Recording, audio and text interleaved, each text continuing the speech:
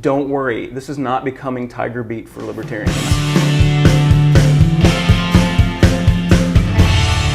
Hi, I'm Nick Gillespie with Reason TV, and today we're talking with Max Borders. He's the author of the new book, Superwealth, Why We Should Stop Worrying About the Gap Between Rich and Poor. And he's also the director of content for the Foundation for Economic Education and the editor of the Freeman, their legendary publication. Max, thanks for talking to us. Thank you.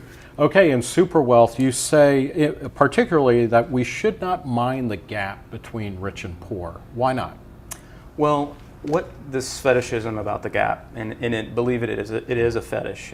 You can see media reports every day about people sort of apoplectic about the gap, and it's widening. The increasing gap between rich and poor, more and more poor people, fewer and fewer wealthy people who are massively rich. Massively rich, and concentrations of wealth among, as you've heard, the 1%.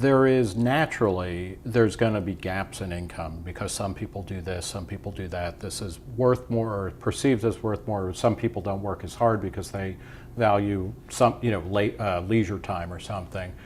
But how do you how do you explain the gap? I mean, is the 1% getting richer because they deserve it and they're clean and fresh smelling and they're anointed by God? What's the role of public policy in kind of pumping up the difference? Well, this is a really big problem, actually, and it's one I think we as libertarians have to take very seriously.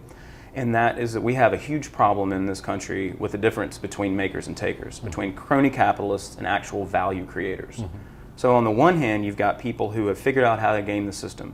They go down here in the brothels of K Street, figure out how to change the rules to benefit them, and we get massive transfers of wealth from middle class and poor people to rich people. What are the, who are the villains? Who are the malefactors of great wealth who get money by gaming the system?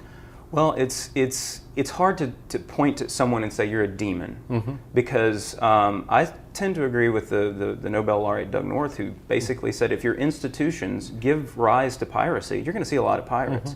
So the incentive system that we find ourselves in is important. But that also gives rise to a kind of a more venal side of people. If you drop naturally sort of hungry, ambitious people in one of two systems, one in which you are rewarded by creating value and one in which you're rewarded by gaming the system. And right now we have both in this country. What's your sense of income mobility? How important is that in discussions about income inequality or about poverty? Well, one of the good news is we are still, in the United States, a very, very upwardly mobile society. Again, this is not what you read, though. You constantly read that because income is spread, the income gap is spreading, mobility must by definition be declining, but that's not actually the case. No, I mean, if you relativize it, relative to where we were, not only is purchasing power increased, so there's all kinds of ways to slice it. I have a chapter about statistics called Statistics and Sabotage, and a great economist, Don Boudreau, helped me with this chapter a lot because he's really tuned into these kind of messages. But one of the things we discover about income mobility is that people are actually quite upwardly mobile in the United States. And so really when we think about the policies that keep people back, for example, the minimum wage is one of those where you take off the bottom rungs of the ladder, the mobility ladder. We have to look at those. You price people out of the labor market if you say, okay, out of the box you have no skills, no experience, no resume, but we're going to pay you $9. Most employers are going to be like, forget it. We're not talking anymore. Exactly. Well, let's talk. The book again is Superwealth, but you're also working at the Freeman, which is one of the oldest, if not the oldest, libertarian publication. Tell us, you've been editor-in-chief or in charge of the production of it since last October. What are your goals for the publication?